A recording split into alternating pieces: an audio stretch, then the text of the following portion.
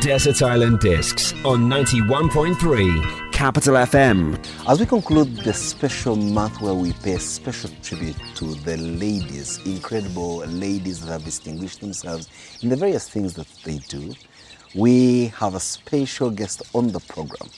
She is an educationist, she is a Rotarian, and she is, of course, a poet. But the many hats that she wears, she's a mother, and she's everything good as you can imagine. Welcome to the program, Sophie Bamwoyeraki. Thank you. Greetings. So, pleasure seeing you wearing these so many incredible hats, and of course from your rich resume of a journey that you've taken over a couple of decades, educating the nation and imparting your incredible skills to the children of this nation, both in our normal curriculum schools, international schools, even teaching home and away.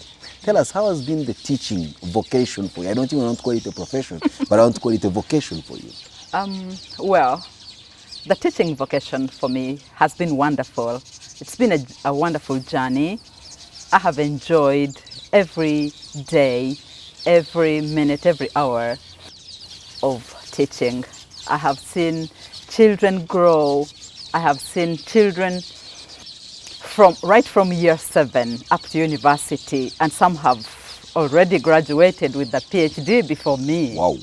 It's been an impressive, lovely journey for me. For some strange reason, you teachers continue to call us children, even when we grow, yes, get gray, and even begin to look older than you. And you know what they say about you teachers? Some of your former students, I'm sure, still look at you the same way you appeared before them in a class 20 years ago. Yeah. What's the secret in keeping young for you teachers? I think, well, I guess it's something to do with remaining active as we relate and work with the children. And, you know, because there's a routine that we follow. You have to wake up. Personally, I wake up at 4 o'clock. And my day starts at 4 o'clock. So what do you do at 4 o'clock when you wake up? You start looking through the list of the pupils and students to punish that day? No, we no longer punish. We no longer punish because you have to get up early, set up yourself, check what you have to do for the day, get ready, and that's it. So we remain active, you know, all our lives. Even when we are on holiday, there's no holiday for a teacher. Wow, so the holiday is for the pupils, but not for the teacher? No. Because then you're marking, you're grading, Because we have to be active, we have to be working, planning, evaluating, you know, finding out what you can do better, and so on. Yeah.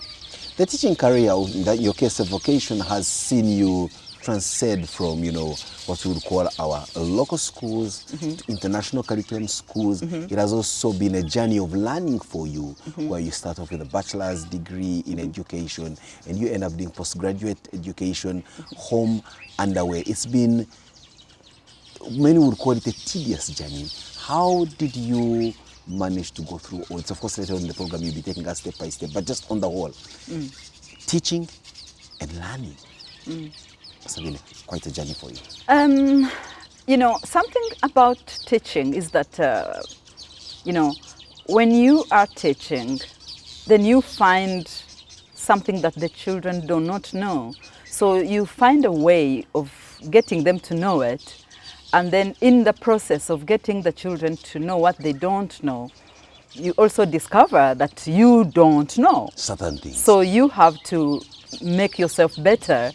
And it was in that way that I discovered that, for example, for my master's, I discovered in my classroom that students could not write. Their compositions were not good. So what I did was to conduct a research in the classroom. It was actually an action research to find out how I can get my children or my students better, to get them to become better writers. So what I did was to conduct a research in process-oriented writing versus product-oriented writing. And in that way, I discovered that if students plan, revise, they write better, vis-a-vis if they just get a topic and start writing immediately. So I conducted that action research and discovered that actually when they plan, revise, rewrite, they get out a better product. And it was a research I conducted for 2 years. 2 years? And yeah, I So conducted there's a it. cohort that was your guinea pigs, Yes. and gladly the next cohort was the one. Well, actually, they performed very well that year. seriously? Everyone got an A. Wow. Yeah. So this keeps us on our toes as teachers. It keeps us on our toes, getting to do this, getting to find out this, you know. So in the way, you find yourself that as you make your students better, you actually work on yourself also to get better. Well, there's a famous quote attributed to an incredible lady, Maya Angelou, which says, when you learn, teach. When you get, give. You learned, you have taught. You've been given quite a lot, you have given quite a lot. Let's get down to the area of poetry. I mean, yes, clearly you are an English language teacher, but then there's the poetry part about it. How do you apply your poetry? Written books, placed it there, recited at, spoken word events, taught poetry. How has your poetry manifested itself through you and within you? Okay, to begin with, how I started with poetry, I think I can take my poetry as far back as my infant school days, Wow. when we used to learn rhymes. And because for me, that was, since my parents did not speak English, that was my first contact with English. And I loved reciting poetry. I liked retelling them. We would come from school, get home, and then play with them, and while other little children were looking at us and wondering how How So privileged from you were there, to know that language. so from there, I picked interest in poetry through school. But then when I was at university, we had to make an elective, whether you wanted to do prose, poetry, or drama. And I chose poetry, and that was my elective.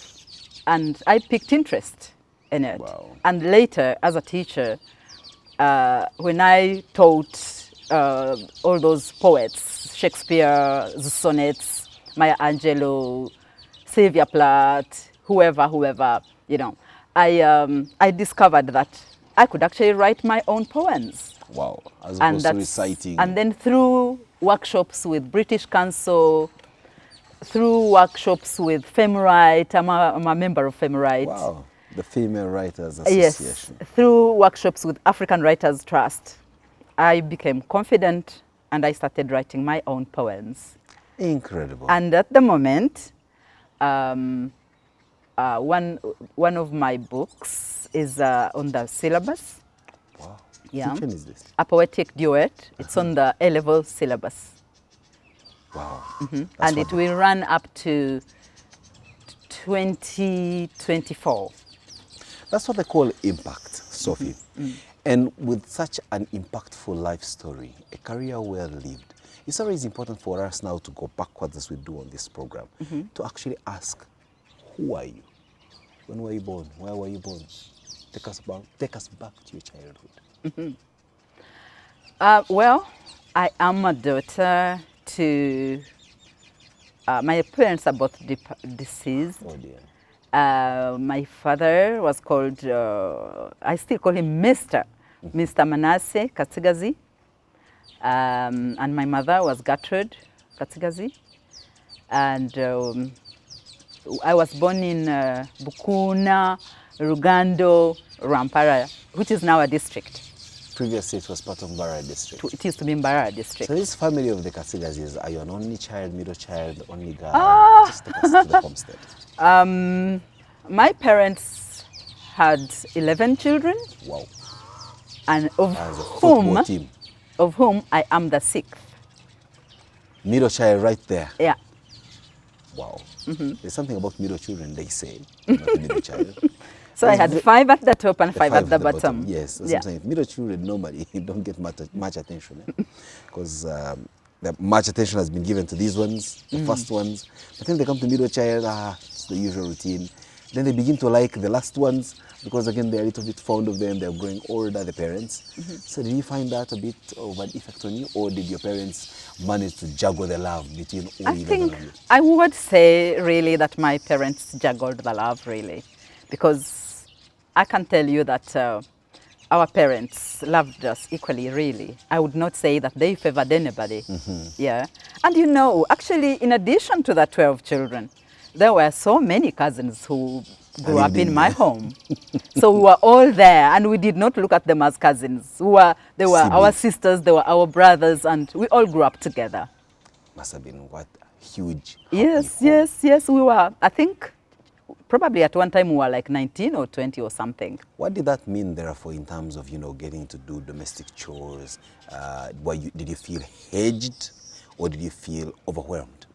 No, you know what happens in villages, yeah? These are big, huge homes, yeah? Where you have a compound, like on an acre or That so. goes to the next home. Yes. So each one of us had work to do. Like mine was mainly to sweep the compound, Wow.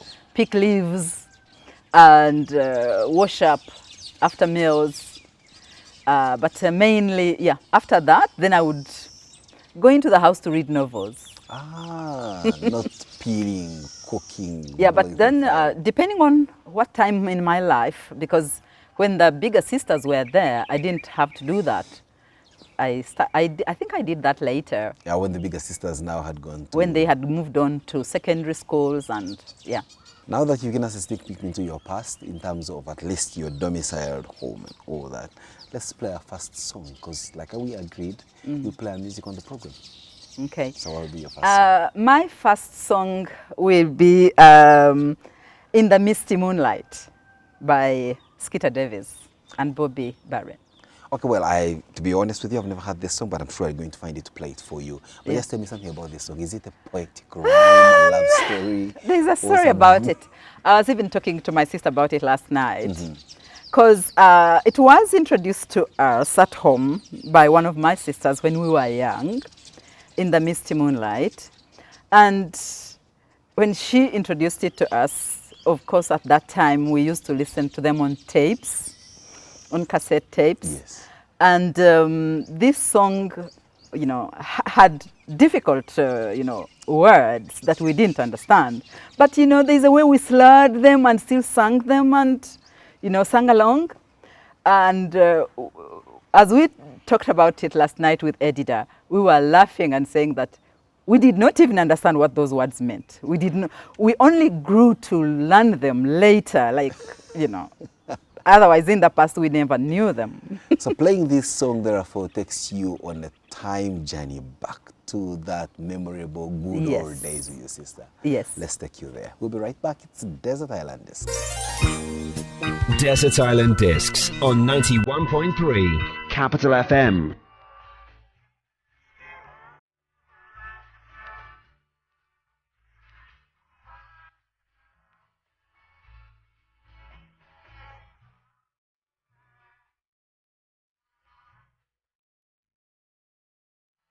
Welcome back. It's Desert Island Discs, and we have an incredible lady on the program. She's an educationist, a Rotarian, poet, author, and everything in between. So, Sophie, here you are, childhood, growing up in this huge, happy family of 11 siblings. That, of course, includes yourself, and the many other cousins that came in who you regarded as brothers and sisters.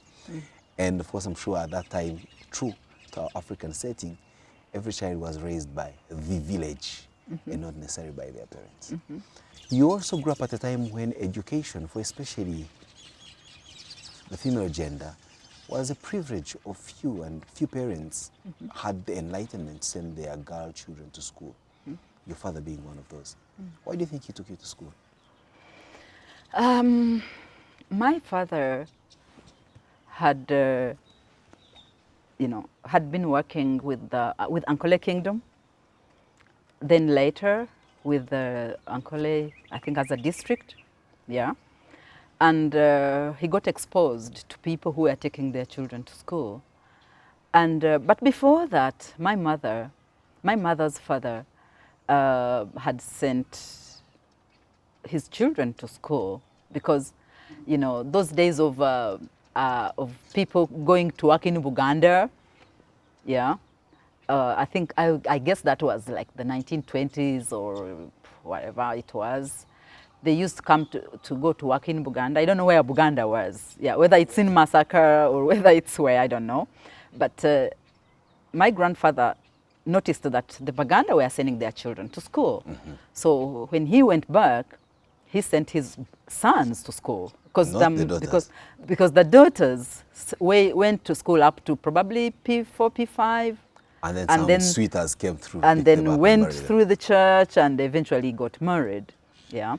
But so now the idea of education to them was a crucial point, because my uncles were landmen. Wow. Yeah. My uncles on my mother's side were landmen. Even some of them went to the UK for their master's degrees. Wow. Yeah. So the idea of sending us to school was not a novel idea to my father and to my mother. And well, it's true that like on our village, we were like part of the families that sent their children to school.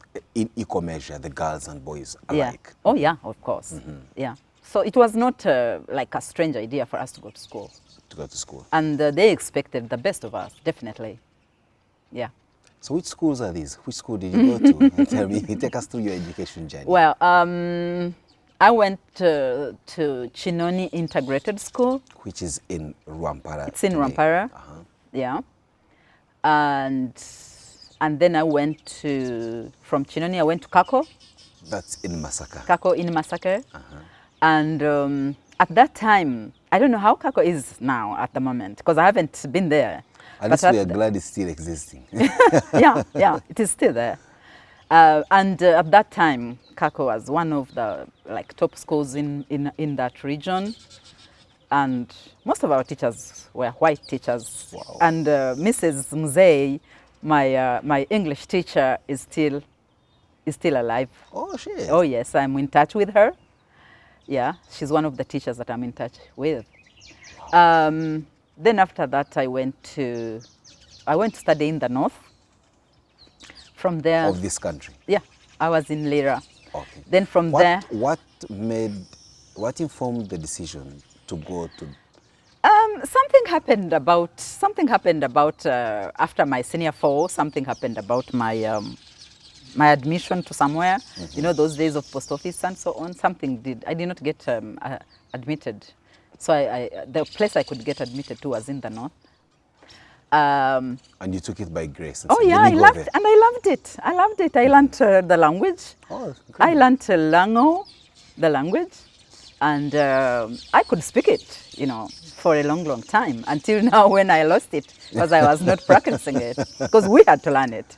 Yeah. Wow. So from there, then I went to Makerere, and I also did my advanced diploma with the University of London. You're taking us through a very quick drop into the schools you went to. I just want to slow you down a little bit and just get down to the little details as you are going through the motions of school. Yeah. One, any extracurricular activities you could have been involved in? But before that, let's look at the curricular activities you were involved in. Did you have a vocation in mind, like how you eventually end up as a teacher? Was that a choice you made deliberately and worked hard to go into that direction? Or did you, like many children, dream one morning to be a lawyer, the next morning an engineer, the next morning a preacher, and then eventually the fate of education just glides you through where you end up? Apparently I did not think I would ever become a teacher. I had thought I would become a lawyer. That's what I thought all my time. But I did not become a lawyer. Why did you think, wish, or even aspire to be a lawyer? I think because of the arguments that we used to make at home. You know, I told you initially that we were so many: Gladys, Violet, Connie, all my sisters, Edida, Monica, Grace, whoever. So most of the times we would be arguing. So these 11 children were predominantly girls, weren't they? They were boys as well. But I'm remembering the ones I used to argue with. Okay. So most of them used to say, even Lois, they used to say, probably you'll become a lawyer in the future. And I thought, oh yeah, I would become a lawyer. But then eventually I did education. About the extracurricular, I liked netball. I liked rounders. I was a runner. You have a very quick step to yourself even now. I see you dotting around. Yeah. I was a runner. I mainly did the short races. The sprints, they call The them. sprints, yes. I was very good with that. And what else did I do? Did you ever make the cut for a national team? No, I cannot lie about that. No, I didn't know that. Yeah, but all I did was at school level. Yeah. So you And can- I liked dancing. I liked singing. Has that changed? It hasn't changed. You'll be telling us what you do to relax in your free time. So I've been going through all these, then eventually you are staring education in the face as you get admitted to the university, which then was quite an experience, I want to believe. Take us to that memorable experience of walking into the gates of Makerere University on admission to do the course of your fancy. I want to say that, you know, like those days when Makerere University was the only university, you know, it was a privilege getting into the university. And I enjoyed every moment of my life at Makerere University. Without going through the details now, let's play our next song. When we return, then we now go brick by brick of that enjoyment. But also at the same time, I'm sure you are pursuing your books ferociously. So the mix of the two is actually what will distinguish you from the rest. What will be your next song? My next song is Goodness of God, because I have seen God take me through a journey that has not been easy, and I bless his name. Incredible. It's a nice song to play on a Sunday evening such as this one, so that people then can take a moment to step back and make a reflection on the goodness of God in their respective lives. Even, by the way, for those who don't believe that God does exist. It's Desert Islanders. So we'll be right back with the story of Sophie as we continue the program. Desert Island Discs on 91.3 Capital FM. 'Cause all my life you have been faithful, and all my life you have been so good. With every breath that I am able. Welcome back. We're still having this incredible conversation with Sophie Bamwoyeraki, who is an educationist. As she's told us the journey of her education story, she is a Rotarian, and of course, she is a poet and an author. Incredible in the sense that even one of her books is on the Ugandan curriculum for L level. And that's no mean feat to celebrate, especially as we close the curtains on the special month of recognition for the women folk in our lives who continue to impact the way life is lived in more ways than you would ever have imagined. So Sophie, you at the university, you arrive, and I want to believe, sorry, if I'm a bit preemptive, if I'm being, what can I say, presumptuous, please do let me know. But I'm sure that was the first time you came face to face with unfettered freedom, where you have a responsibility to study, but you have the freedom to do it the best way you know how. Well, for me, Makerere had been like a step I adored, and going to university for me was very, very important. And the lecturers were very strict, and we had to be attending, you know, all the lectures. Oh. Yeah. And I want to say that, well, I thought that Makerere was a time for me to go out and enjoy my life and so on. But I experienced something that put a halt to that. I will not go into details, but I went through a certain experience that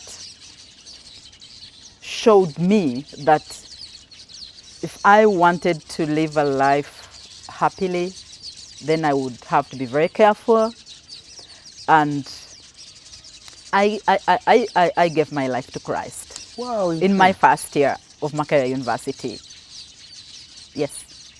So you realize that for you to have a long-term engagement with the good life, you must have an immediate cessation to life's little pleasures that are being thrown at you. Yes. That must have been quite a journey to walk.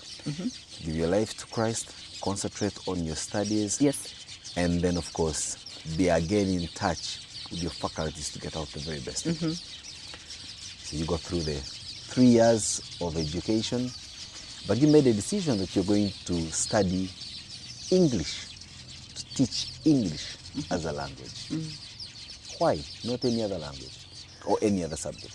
I liked English. And I want to say that when I was in primary, I had a teacher. He was called Mr. Kahuta. He came from Ruashamere, and he had just had a training in the UK. And he came and he really fired us up. That's when we read all the books like Treasure Island, King Solomon's Mines, Oliver Twist, Wow. Copperfield, David Copperfield. Got all the Charles Dickens So- into your head. Oh yeah. So he really fired us up with all the English, and plus the fact that he was, you know. Sway van de Bonnet. I mean, Oh, you yeah. just had all this demeanor from the UK. Sure. So I grew up knowing that if I have to do something, it really has to do with English. So taking it up at university was no surprise to me. Was a natural choice because you loved sophistication, as they call it. I think I love the language, and I still do. Yeah. You speak it very well, if I must make a compliment at this particular point in I don't time. think so. But of course, also, the choice of courses was largely informed by the opportunities that lay ready for you as soon as you're done with school. Did it appear as lucrative then as possibly it does now, or doesn't now, to be a teacher, especially so of English? Did you see opportunities lining up for you, job placements, or even other advancements in your career path of growth and development? Well, I would say that at the time, I did not see that. I did not see that studying English would end up being something, you know, important for me. I did not see that at the time. Yeah. So, but then when I was studying, when I was doing my master's in late Rodan Sibambe's class, and she was teaching us. She was taking us in a paper that had to do with, can I call it materials development? I think it was called materials development, 633. And Wow, I love it that. showed us how to write books, how to lay it out, how to balance a book, how to balance the gender, the themes, and so on. And I did not know that that would come in handy, because the moment, or as soon as I completed university at the time, I just went straight into writing my first textbook. I co-authored it with 2 other people. Wow. Progressive English with Fountain Publishers. And I wasn't surprised that it was taken over by government and distributed in all schools at the time. I think it was on for about 6 years, yeah, across the country. Progressive English. Progressive English I'm was sure senior there's- 1 up to senior 4. I'm imagining some many folk now listening to us and watching us who were examined on that book, and they have the privilege now of getting to know at least one of the authors who happens to be you. So now it takes us back to what I told you. Impact. No impact, no presence on the program. True. Absolutely. Wow. That's quite very interesting. And so with that, then it opens the floodgates for opportunities. Where did you get your first job placement upon graduation? Upon graduation, my first placement was in Mengo Senior School. I was at Mengo Senior School for 2 years. Then we went to teach in Kenya. If you ever heard of the teachers who went to Kenya, I was among them with my husband and 2 children. Wow. Yeah. So we Was went your husband to a teach. teacher? Yeah, he was. Ah, okay. Yeah. So we went to Kenya, and we worked in Kenya for a number of years, and came back. Just jog our memory a little bit. What informed Ugandan teachers going to Kenya? Just take us to the story very briefly. Well, I think it's quite straightforward because teachers in Kenya were well paid. Yeah, so that was the reason. There was no other reason. But really. then, of course, they possibly also hedged their own bread. They didn't want foreigners to come in. How come you Ugandan teachers found a niche in Kenya? Was it that easy? Oh yeah, it was quite easy. They didn't demand anything. All you needed was a qualification, and we went in and we did our job very well. Wow. And Yeah. how long were you there as expatriate teachers? We were there for 6-7 years. Wow. And we had gone with 2 children. We came back with 4, As expected. and we did our job very well. And but then one time they talked about making their own teachers, bringing up their own breed of teachers. So that was at the time when we came back. Still foreign opportunities waiting for you back home. So when I came back home, I first went to Old Kampala Secondary School, where I taught for 2 years, but I wasn't happy. Yeah, so then I went We won't into. ask why you were not happy, but please proceed. I think economically, I must say that. Yeah, there's no other reason.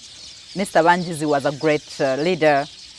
It was mainly for economic reasons. Yeah, so then I joined the international schools from that time. Which year is and- this are we talking about? This was 1993. Yeah. So I joined the Rainbow International School in Kansanga, and I was there for 15 years. Wow. I was working as teacher, head of department, and the Key Stage 3 coordinator. I was in charge of the IGCSE classes, yeah, in secondary school.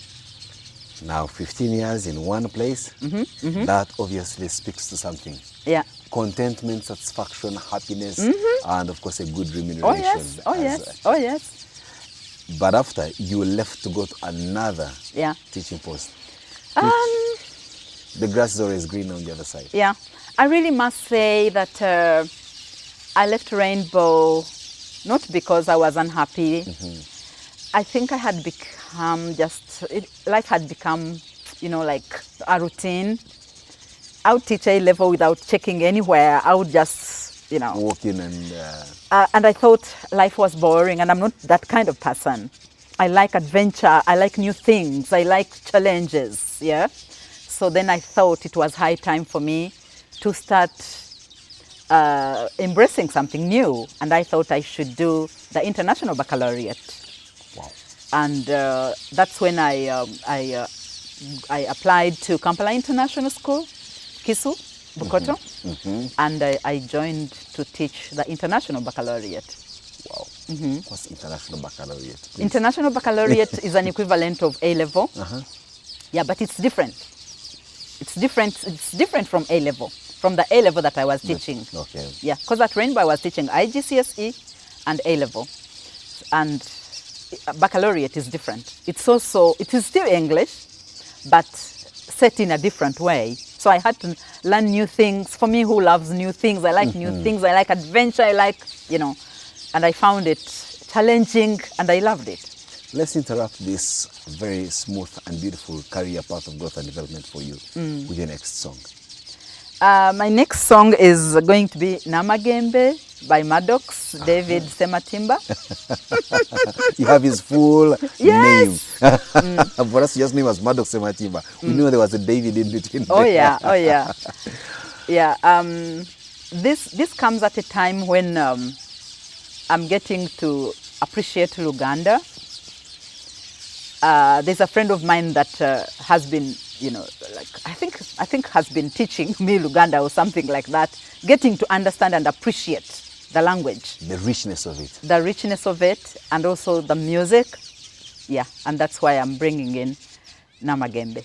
I like the flow of the music. I like the choice of words. It sounds like poetry.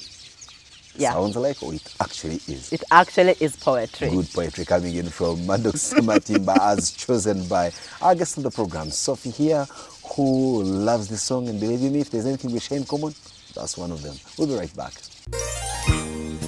Desert Island Discs on 91.3 Capital FM. Namagembe oliwa ngoluddeyo nyeyo gy'oli laba ndi wano nkulinze nindiridde owange ze gwe nasiima mu bangi. Well, it's Desert Island Discs on Capital FM, streaming on YouTube and serving it to you on the comfort of your palm top. I'm sure you enjoy the chatter of the birds. We are in a serene environment, having that beautiful conversation that you would love on a Sunday evening with Sophie Bamwoyeraki, who happens to be, well, an incredible lady that has distinguished herself in more ways than one. If you are a later day kid like some of us, you may have read some of her books as part of your examination for English. And perhaps she is the reason why you speak good English, or she should be blamed, I don't know whether she should, for you not being able to comprehend English. Tell me something, let me just drag you off. As a teacher, when your students fail to grasp the subject you teach, do you feel a sense of indictment that you did not do your best? Or do you feel a sense of the fact that you gave it your best shot, but there's something not quite very good mentally with this particular student? Okay, thank you for that question, because to me that means a lot. Yeah. When I teach a student and he does not grasp, he or she does not grasp what I have taught, I think that probably I haven't delivered it properly. Oh dear. And then sometimes I think if I haven't delivered it properly, probably this student is not ready to grasp the material. So I look at myself, I look at the student, and if the student is okay, then I look at the matter that I'm passing across. In which case, then I have to work on the matter. Yeah. So this is very important. This is a very important question, because at the moment I'm completing my PhD research. Wow. And it is in assessment, and I'm looking at how a teacher can use the test result to improve a student's learning. Yeah. So I'm thinking of if a child has failed something, then we need to look at that. Why has a child failed this? What can we do to get the child excel in this? And then we use what the child has failed to improve. Yeah. In the years gone by, when you failed, the solution was repeat or drop out. Today you seem to be putting more effort in more effort. More so on the teaching side. That means you take responsibility and recognition of the fact that the failure is there, yes, but it may as much have been on the account of bad teaching or inappropriate teaching or inadequate teaching or something lost in translation with the teaching, as opposed to the child's cognitive abilities. Is that a deliberate change in approach, or in terms of realizing that learning and teaching are more or less on the same pedestal, or what can we call that? We are putting a lot of effort in teaching because our interest, we put our interest in teaching, and then the children have to come out, with their learning. The learning has to come out right. Because if we don't put our interest in teaching, then we are not hoping for the best. Wow, I love that. That's what I think. Because before I became a full-fledged teacher, my sister, Violet, asked me to work with her children. And my guinea pigs, the Alberts and the Jackies and the Alans, Paolo, and so on. So all those became my guinea pigs. And I would teach them. I would give them something. And if they failed, I used to teach them English at home. And when they failed a particular idea or concept, then I had to find a way of making it easy for them. In that way, I sort of like discovered very many ways of teaching children. Yeah, I'm really grateful to Violet for having given me that opportunity. Taking the risk of allowing her children to be guinea Yes. pigs of her sister. Yes, and I discovered so many things, you know, by teaching those children. Wow. Many of the ideas that I'm using today. And I know that they also appreciate my interaction with them, you know. Your teaching journey also more or less was coincidental to your family raising journey. So you're beginning to, you know, fly high with your career, but at the same time, you're having children, raising a family. Usually that tends to shackle, or so we imagine, and maybe could affect how well you raise your family, or possibly how you fly with your career. In your own experience, how was it for you, juggling the two? I want to say that... And more so that you are doing this in a foreign land, you are not back home. Yeah, I really want to say that I want to attribute this to my husband because he played a big part. Yeah, I want to say that it's rare to find a man who is going to allow his wife to pursue career and as he remains home with the children. Yeah, because there was a time when I had to leave home and go away to study, and he remained with the children. But where we could, we were both there together. But I really want to give him credit because he was in charge, you know, of the family as I did some of these studies. Wow. Yeah. So he made it a lot easier, and then of course allowed you to fly without holding you back. And so he was liberated in the sense that he appreciated that you can make a formidable contribution to the welfare of your family just as much as he would, being the man that there is. Is that a virtue that you believe you have passed on to the children? Now let's take a critical look at your own children, without giving their permission to talk about them, also will not mention names. Do you think at that time then, and even now with the benefit of hindsight, they look back and actually appreciate the sacrifices the both of you had to take and the collaboration, being blind to the gender that there was at play? I'm sure they noticed that we did our best for them. Yeah, because Derek is now a doctor working at a university. Arnold is a procurement coordinator. Working at a university, meaning he's teaching. Yeah. So you had to get a teacher. Yeah. There had to be a teacher. There are more teachers. Wow. Yeah, Derek is a lecturer at a university in medical school. He's a specialist in pathology. Wow. And Arnold is a procurement coordinator in a big place as well. He's the guy with the money. And and the other two, Samantha and Ernest, are both teachers in an international school. Wow. So it's actually true that mangoes don't fall off apple trees. Eh? Yeah, as they say, that the apple doesn't fall far away from a tree. Exactly. Well, we did our best for them, and initially our interest was that before they leave us, before they are able to work on their own, each one of them should be at master's level, and we did our best to achieve that. Right now you are pursuing a PhD. Matter of fact, at the tail end of the pursuit for the PhD. And that comes with its own rigors in terms of, you know, mental toil, the time you've got to put in. But more importantly, it's the time after the PhD. Tell us about the firepower you still have in terms of imparting knowledge, in terms of pursuing your career. Some would argue you should be looking at retirement. For you, from the pursuits that you're having, you seem to be still going with a sprint ahead of you.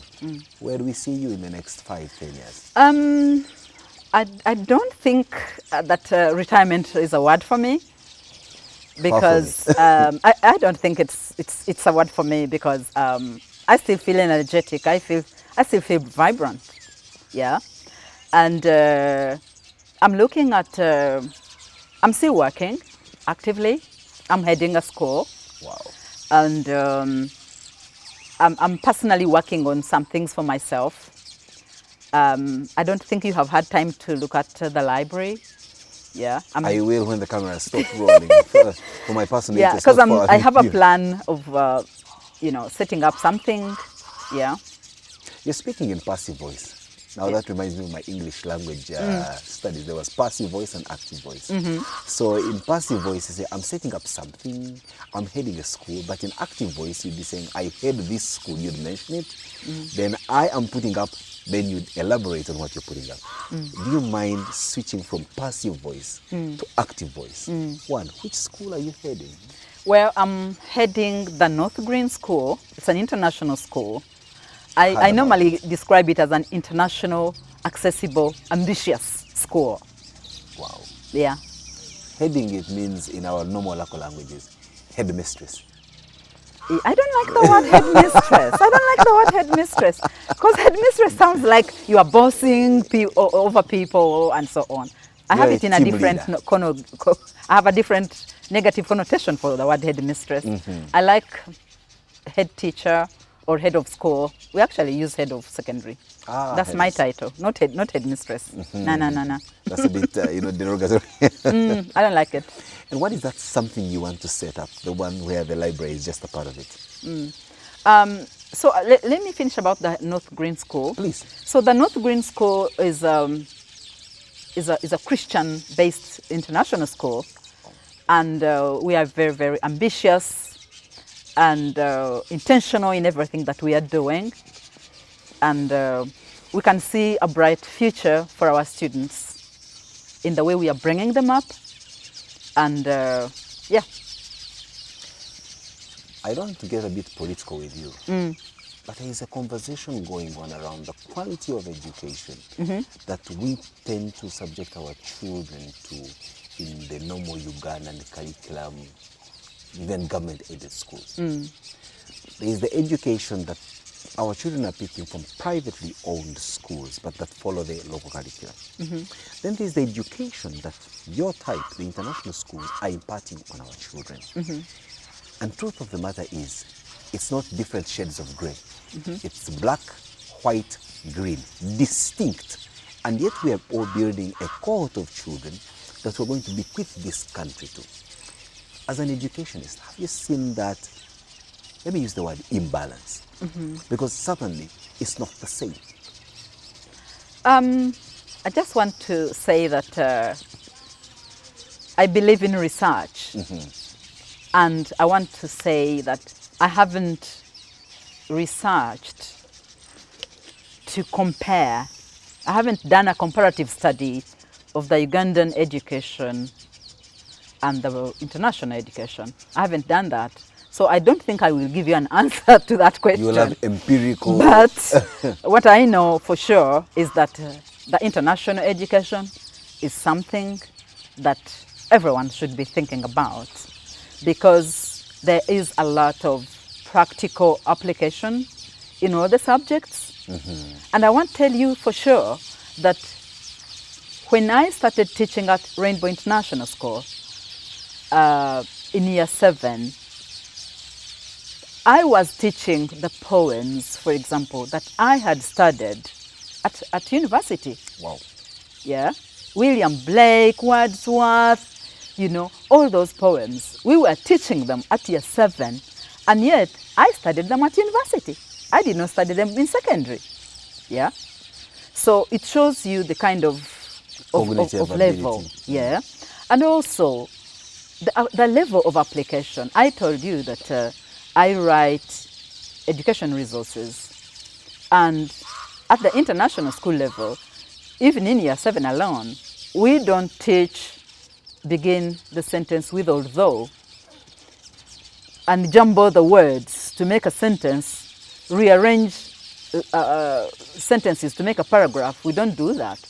They write letters, they write reports, they write magazine articles, they apply language. Wow.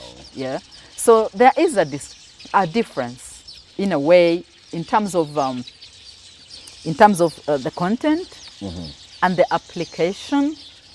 However, I cannot say that the Ugandan education is inferior. No, it would not be right to say that. I would need to conduct a study into that. Well, let's simply say it modestly that there needs to be an effort towards improving it. Well, in a way, I want to say that when my team wrote progressive English, we did our best to bring in all the skills that are in the international education into that book, and whoever uses that book is lucky. Wow. Let's play our next song. When we return, it's more about your personality profiling. Okay. My next song is Messiah, Hallelujah. The Hallelujah chorus. Yes, I love it. I love it because to me, it's just like an anthem for God, thanking God and recognizing God and acknowledging who God is. Beautiful song, if you ask me. Well done. And well, let's play it. Desert Island Discs on 91.3 Capital FM.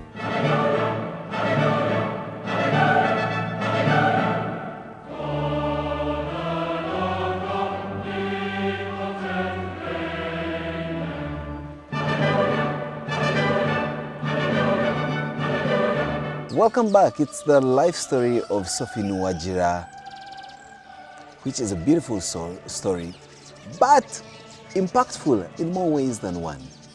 Now we get down to you as an individual. We've seen what you've done over the years. We've seen how the making of you has been. So we get down to understanding you today. Of all the attributes you've told us about yourself, you seem to also be a humanitarian, plying your trade in Rotary. How's that going for you? Well, I love Rotary. I love serving the community. I love working with people. Yes. Currently, your Rotary Club, I'm told, is that of Kasyate, which is close by your home. Yes. And you are doing quite a bit in terms of community impact. Just take us through some of the few projects you are personally involved in. Okay. I joined Rotary in 2012. And I became president in 2016. So we're talking to and that is in the Rotary Club of Kasyate. And we've been working with the community around because the Rotary Club of Kasyate is involved with the health center of Kasyate. It used to be the key signature project until one of us found a place in Mukono, which was really, lacking in many areas. So we started working with that, and working together with Reham, we put up a classroom block. Wow. Yeah, they used to have iron sheets, but before that, the presidents who came before me, President Florence and President Julie, had set up a block.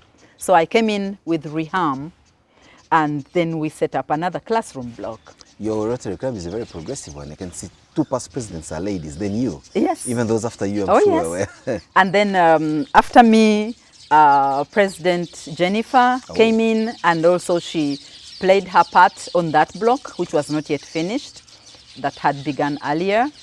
Then President Mildred also came in, and she set up a block.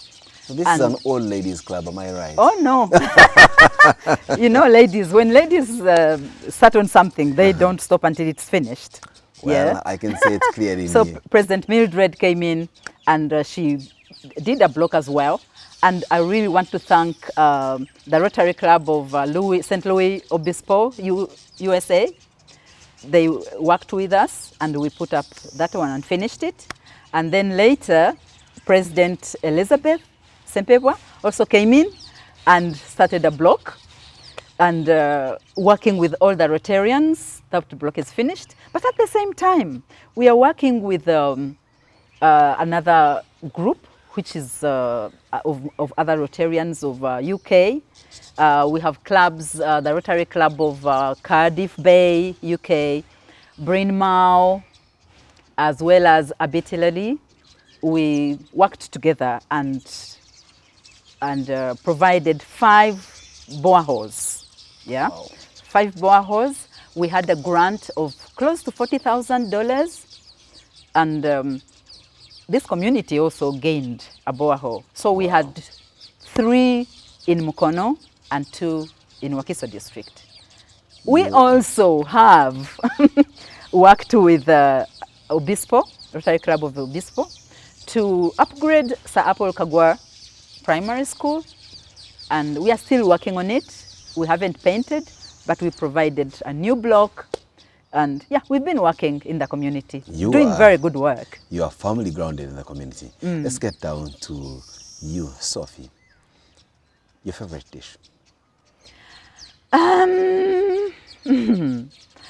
I'm someone who is scared of food because my genes understand food, and then they show that yes, food has been working in this area. So I watch what I eat. So what I eat mainly is millet, granuts, mushroom, spinach, that kind of thing. So cooking oil and all these other fries don't seem to make it quite comfortably on your menu. I like coconut oil, olive oil. Yeah, the rest I don't like. And how do you prefer to wash that down? What's your favorite drink? What do I drink mainly? I like coffee. Wow. I like dawati. That seems to be the trending thing, especially in light of the pandemic. I actually started drinking dawati before the pandemic. Wow. You people. We just got into it on doctor's advice, not out of culinary test. Interesting. So what do you do to relax? I mean, teachers are always very busy people, but you clearly show that, yes, you hard work, but you also relax real well. Well, when I'm relaxing, I like watching movies. Wow. I listen to music. And dance quite a bit. The dancing I don't do it a lot because I never danced as a child, like going into nightclubs and things. I didn't do that as a child. Apparently, my dad would never allow us. And then when you got out of the shackles of your dad, you became a teacher. You want to meet face to face with some of your students in dance halls. So I walk a lot. Ah, okay. Yeah, I walk a lot. I do 5 kilometers, like 3 times a week. Wow. Yeah. That's quite good, a brisk walk around. Ah, interesting. Yeah. And then, of course, you continue to write. Oh, yes, I do write. I do write. And I like reading. I read a lot as well. Yeah. People at this stage in their lives like you, accomplished in their careers, with a big heart of gold to give to community, sometimes may get the temptation to join the actual management of society. I'm using so many words to describe the word politics. Has that bug come biting your end? Yeah, I know that at one time there's someone who was trying to get me interested in becoming the area MP. That's not my thing. Why isn't it your thing? Politics is not my thing. I don't know how to politic. Politic means you don't know how to lie. Probably. I don't know how to do those things. I prefer a simple life. I prefer, even coming on this show, I'm surprised I'm here. I like backbench kind of life. I'm glad we managed to convince you to be here, and that's exactly the mission of this program, to get people that are impactful and have distinguished themselves, and yet they are so humble with so much humility that it takes us quite an effort to convince them to sit right there and share their life stories. Yeah, I like being at the back, in the back seat. Even when I'm working as assistant governor of Rotary, I still don't call myself like AG, to sign my name with AG first. I don't do that. Yeah, I like a simple life because I'm a simple person myself. But living in a beautiful and complex country that's endowed with so much beauty, including and not limited to the beautiful birds in your compound that give you this beautiful music, even when you least expect it. But there's much more that this country has to offer in many other places. And here comes our killer question. If you had the pleasure to visit some place in this country, or get marooned there for a weekend, to relax and put your hair down, where would that be and why? I like Kabale. Wow. I like Kabale not because it's where my husband was born, but because Someone would say no more. Now we know, but it's okay. Proceed. because it's cool. The weather is climate. cool. I've been to Kabale. I've been to different places in Kabale, and it's cool. It's lovely. The water, like Lake Bunyonyi, is my favorite place. Yeah, it's cool. Looking at the water, traveling on the water. It's so beautiful, and the weather is cool. And the food, even better. Oh yeah, lovely. We'll find a way of taking you to Kabale at any opportunity just for you to enjoy life's little pleasures. Sophie, it's been a pleasure having you on the program. Even so that you love to be in the background, behind the curtains, under the carpet, but doing quite a lot of impactful work. We're glad you're out of there and you can share your life story. One last one.